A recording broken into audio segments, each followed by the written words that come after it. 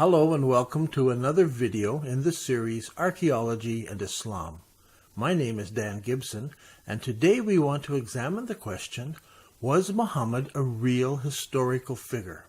Let me start by saying that while I have researched the history of Mecca and the archaeology of Arabia, I have never tried to cast doubt that Muhammad existed. I believe he did exist. The only changes I'm suggesting are geographical ones and how they impact the account of early Islam. But I hear many objections to my theory, and most of them are around the existence of Muhammad. But I'm not like some scholars who doubt the existence of Muhammad. I believe he was a real person. I hope this is clear to everyone. I think about half of the objections I receive, such as those from Adnan Ibrahim, deal with this topic. But he totally misunderstands what I'm saying. He puts me together with a group of other revisionists who want to disprove that Muhammad existed. I'm not one of those.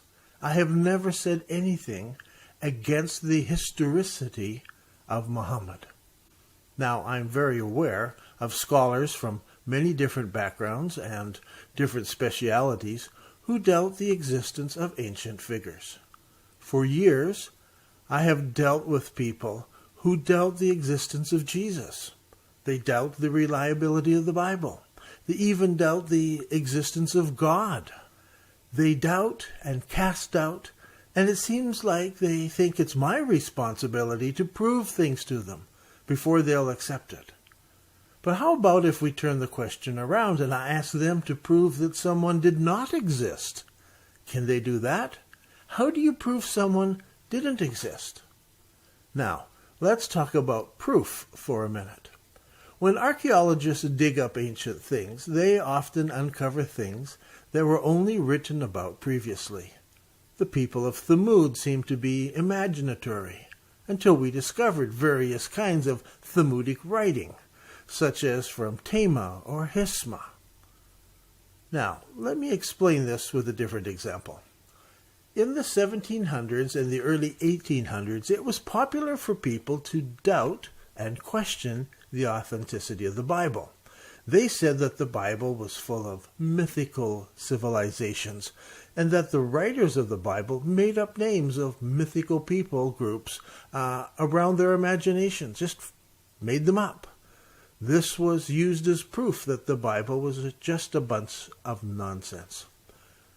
Some proposed the idea that a lot of the Old Testament was written in Babylon just a few hundred years before the time of Jesus. One of the popular examples back then, we're talking the 1700s, was the civilization known in the Bible as the Hittites. The whole existence of Hittites was scoffed at. It was just another made-up Bible story. Only the Bible talked about the Hittites. There was no other civilization that had myths and legends about the Hittites, and there was no mention of them outside of the biblical record. Then, in 1834, a French explorer came across the ruins of a vast city with a large gate and 2 lion statues at the gate. He found this in the middle of Turkey. Scholars didn't think it was all that important, as they couldn't fit it into what was known about ancient civilizations, so his report was overlooked. About the same time, archaeological digs in the Middle excavated cuneiform clay tablets that hinted at a lost ancient empire. It wasn't until 1887 that excavations at Tel El Amarna in Egypt uncovered diplomatic correspondence of Pharaoh Amenhotep III and his son with reference to the land of the Hatti, which was unknown to archaeologists. This led to speculation. Maybe there was another ancient empire in the Middle East, and there was a lot of debates going on. On one side, they argued maybe this was the ancient Hittites mentioned in the Bible. On the other side, they argued that the Bible's just full of myths. It couldn't be them. Scholars had already decided that there were only 3 great empires in the ancient world: Egypt, Assyria, and Babylon. They insisted that groups like the Israelites didn't exist or weren't very important people. They were insignificant, whose account was full of myth and full of mythical names. Then in 1905, archaeological digs started in Turkey, and Hugo Winkler, professor of the Oriental languages at the University of Berlin, asked his colleagues throughout the world to let him know if they found any examples of any unknown ancient languages. Then from the dig sites, the archaeologists began to collect more and more clay tablets with this strange language written on it. More and more Hittite cities were found. In the end, it became clear that a huge ancient Hittite empire really did exist. Now, why do I bring this up? Well, the writers of the Old Testament tell us a lot about Hittites. But the Hittite nation disappeared from history and from the historical record, and by 600 BC, it was totally forgotten. No one claimed to know anything about the Hittites except the Bible. So it became popular to say the Bible had made up stories in it. But now we know the truth. Now my question is, if the Hittites disappeared from known history, how did so much information about the Hittites end up in the Bible? They're mentioned during the time of Abraham, and during the time of Moses, and during the time of King David. If the Bible was made up so much later, how did the writers at that time even know that the Hittites existed? Instead of disproving the Bible, for me at least, it seems to prove the Bible. It seems to prove it's a very ancient text. Even to this date, I hear university professors casting doubt on the Bible because it contains mythical civilizations. The argument still seems to hang on, even though it collapsed a long time ago. So I urge you, do not be discouraged about people who doubt the existence of Muhammad. Archaeologists are only now beginning to uncover things. Doubting the existence of someone is not proof that they never existed. Let me repeat that. Doubting the existence of something or someone is not proof that they never existed. It's not your responsibility to have to defend the existence of Muhammad. It's their responsibility to prove that he never existed. They can question all they want, but how can they prove he never existed? You will find everywhere you go people who doubt the existence of the prophets. This has been the case from the very beginning. They ask, did the prophets exist? They ask, who is a true prophet? Now, those are two very important questions. People will question the existence of King David, and we will look at the archaeology of David in another video.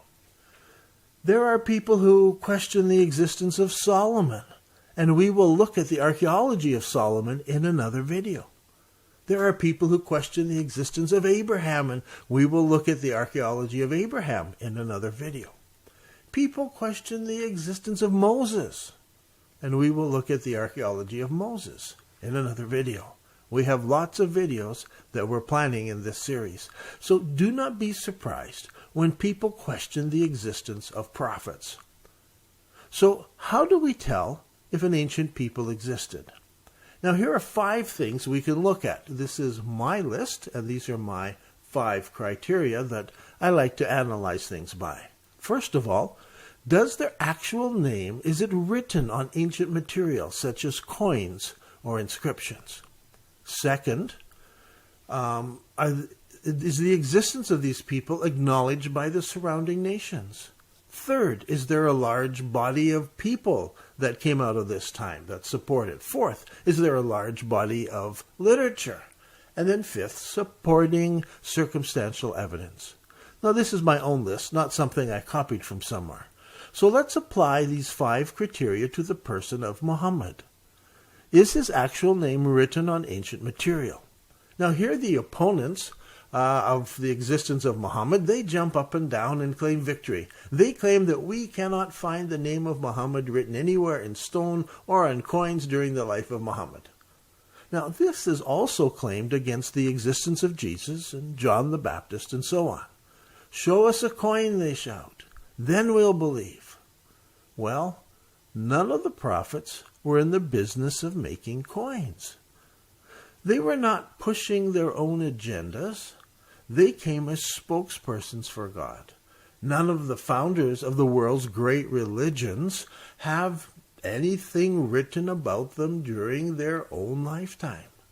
So it is not any surprise that we find this true about Muhammad. None of the earliest Islamic coins mention Muhammad, as Muhammad only ruled in Arabia. Now, as the Muslim armies moved out of Arabia, they didn't mint coins. They simply used the coins that were already in existence in those countries. There was no need to mint new coins. When you captured a city, you captured all of the coins in that city. So it wasn't until the time of Abd al-Malik, who focused on building the infrastructure of the Islamic world, that we start to find Muslim coins. It was Abd al-Malik who focused on uniting the people together. Up until his time, Greek was commonly used as well as Arabic. He was the first ruler to insist that Arabic be used as a common language and that all rules and laws be written in Arabic. He was the one who struggled to unite the Muslims, who at that time had two different Qiblas. We can see this from the history of the Qiblas. And so he united them so they agree on one Qibla in Saudi Arabia. He built many of the first buildings in Mecca in Saudi. And so it comes as no surprise that the first coins that Abd al-Malik had minted had both Greek and Arabic written on them. What did they write on the coins? Muhammad's name? No. They used a large capital M for the Greek side. And they have this big M and then the Arabic writing around it. Soon after that, we find the Arabic shahada, or the witness, appearing on coins.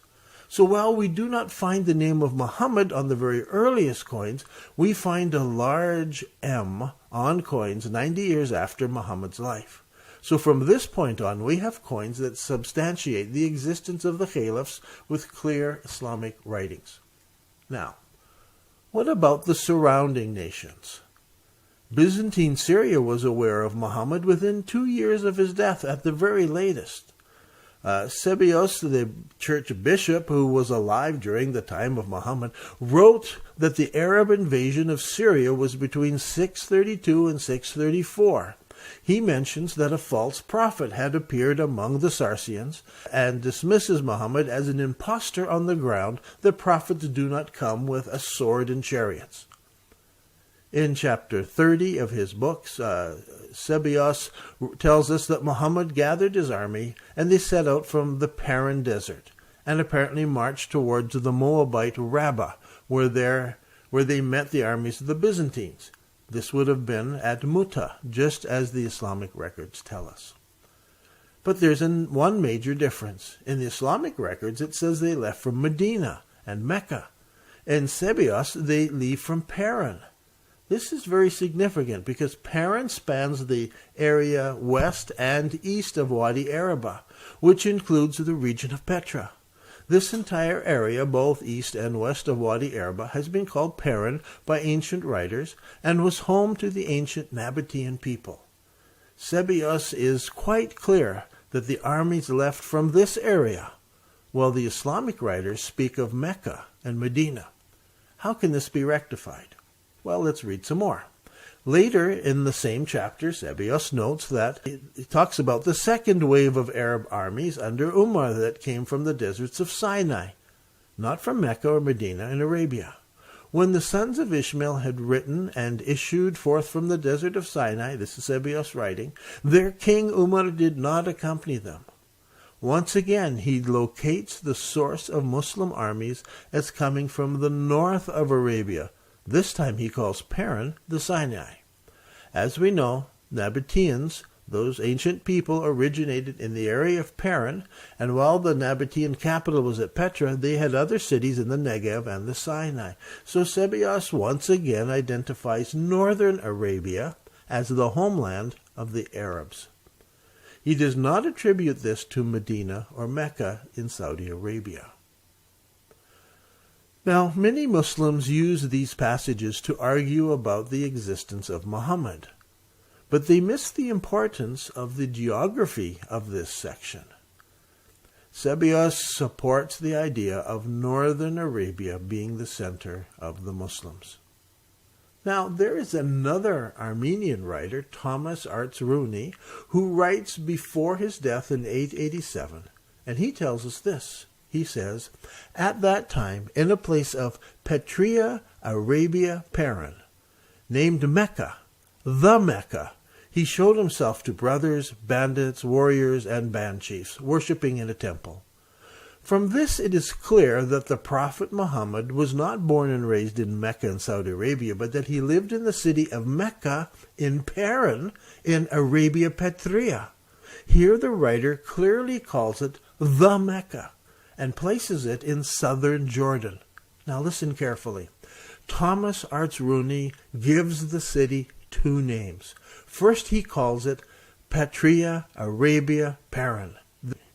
This is the Greek name. And then he tells us the Arabic name for the city, Mecca, the Mecca. Why does he emphasize this? Because by the time of his writing, Petra, known as Mecca, is abandoned, and Mecca in Saudi Arabia is the only Mecca still in existence. Please understand the importance of this. As we have said before, the city of Petra had two names. To the Greeks, it was known as Petra, but to the Arabs, the city of Petra was known as Mecca. And Thomas Archeology says, the Mecca, just so you know for sure it's the same thing. It was not unusual for ancient cities to have different names given by different people at different times. So the Islamic records are not untrue when they talk about Muhammad and Mecca, because Petra and Mecca at that time were the same place. So when we read Islamic writings, we must remember that Mecca in Paran became and moved to become Mecca in Saudi Arabia. This is why my survey of early Islamic Qiblas is important, because it indicates when this change took place, when we should understand that the literature is referring to Petra or to Mecca, because both were known as Mecca. So, which one is it? You must know the dates, and you must look at the Qiblas to determine when that change took place. Now, a third evidence is a large group of supporting people at the time. We're back now talking about the historicity of Muhammad. Not only are there coins shortly after his death, but there is evidence from surrounding nations within 2 or 3 years after Muhammad's death. Now, a third test is a question: is there only a single or a few mention of this person, or is there a large body of people who support this? Well, listen, within 100 years of his death, there were so many followers of Muhammad, they had spread his name and his message over a very wide area, from Morocco all the way to Afghanistan. If you come and tell me some obscure fact from ancient history, and no one speaks of it or quotes of it afterwards, then I might doubt it. But if within a couple of years there are large crowds of people who attest to it, and who are willing to fight and even die for it, then it's worth considering. In the same way, when we question or we hear of questions of the historicity of Jesus, within a few short years there were thousands of people who were willing to testify and die for him. This stands for something, should not be easily dismissed. Now, a fourth consideration is if there's a large body of supporting ancient literature. We have not only the hadiths and the histories written 250 years after the death of Muhammad, but there are also letters and personal correspondence of people who wrote about Muhammad and about Islam. And today there's a very large body of supporting literature. The only way I can explain the existence of this literature is that Muhammad was a literal historical figure. Now last, what about other supporting evidences? For example, there are inscriptions written on rocks northwest of Taif in Saudi Arabia, that are dated 78 years after the Hijrah.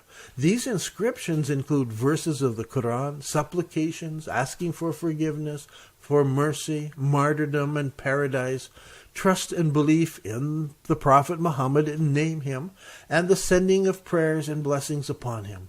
One inscription stands out, as it contains the full Shahada, or the testimony, and also mention of the building of Masjid al-Haram that year. We've talked about this before in other videos. This is only 78 years after the Hijrah, and so Muhammad is named in a dated rock inscription. Now, Dr. Sia Pestein is a doctor in Leiden University, and she tells us from her research of papyri, shortly after Muhammad's death, there is mention of the Hajj, there is mention of Zakat, which is the collection of tax, and she has also come across papyrus texts written about 725, which name both the Prophet Muhammad and Islam. Now, another argument for the existence of Muhammad is that when we go to the Middle East, we find the names of ancient people and their gods that are mentioned in Islamic records. Thamud is there. So is the inscriptions that mention Dushera, Al-Lat, Al-Usa, and others, just like the ancient Islamic records tell us. Now, I argue that these are all found in northern Arabia, but my argument is really only about geography. I don't claim that Muhammad did not exist. So what about people who argue that Muhammad never existed? Ask them to prove that Muhammad never existed. That's much harder to do. Do people make up fictional leaders and then fight and die for them? Give us one example where we know for sure that this happened in ancient history. No, people don't die for fictional characters. If Muhammad was just a made-up fictional leader, do you not think that the Byzantines would have caught on, and they would have argued about his existence?